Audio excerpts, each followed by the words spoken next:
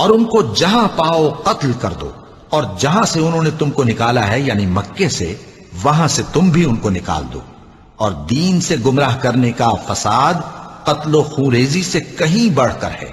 اور جب تک وہ تم سے مسجد حرام یعنی خانہ کعبہ کے پاس نہ لڑیں، تم بھی وہاں ان سے نہ لڑنا۔ ہاں اگر وہ تم سے لڑیں تو تم ان کو قتل کر ڈالو، کافروں کی یہی سزا ہے۔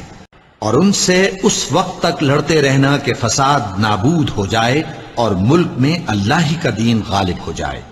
پھر اگر وہ فساد سے باز آ جائیں تو ظالموں کے سوا کسی پر زیادتی نہیں کرنی چاہیے۔ اے پیغمبر، لوگ تم سے عزت والے مہینوں میں لڑائی کرنے کے بارے میں دریافت کرتے ہیں، کہہ دو کہ ان میں لڑنا بڑا گناہ ہے، اور اللہ کی راہ سے روکنا اور اس سے کفر کرنا اور مسجد حرام یعنی خانہ کعبہ میں جانے سے بند کرنا اور اہل مسجد کو اس میں سے نکال دینا جو یہ کفار کرتے ہیں، اللہ کے نزدیک اس سے بھی زیادہ گناہ ہے، اور فتنہ انگیزی خونریزی سے بھی بڑھ کر ہے۔ اور یہ لوگ ہمیشہ تم سے لڑتے رہیں گے، یہاں تک کہ اگر مقدور رکھیں تو تم کو تمہارے دین سے پھیر دیں۔ اور جو کوئی تم میں سے اپنے دین سے پھر کر کافر ہو جائے گا اور کافر ہی مرے گا تو ایسے لوگوں کے اعمال دنیا اور آخرت دونوں میں برباد ہو جائیں گے، اور یہی لوگ دوزخ میں جانے والے ہیں جس میں ہمیشہ رہیں گے۔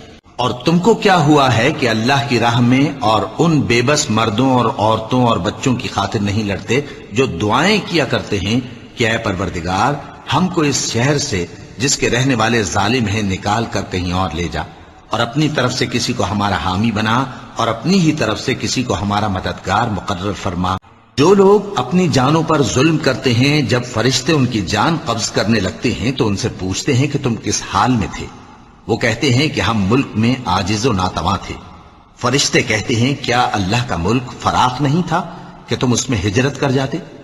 پس ایسے لوگوں کا ٹھکانہ دوزخ ہے، اور وہ بری جگہ ہے لوٹنے کی۔ اور ان لوگوں سے لڑتے رہو یہاں تک کہ فتنہ یعنی کفر کا فساد باقی نہ رہے اور دین سب اللہ ہی کا ہو جائے۔ اور اگر وہ باز آ جائیں تو اللہ ان کے کاموں کو دیکھ رہا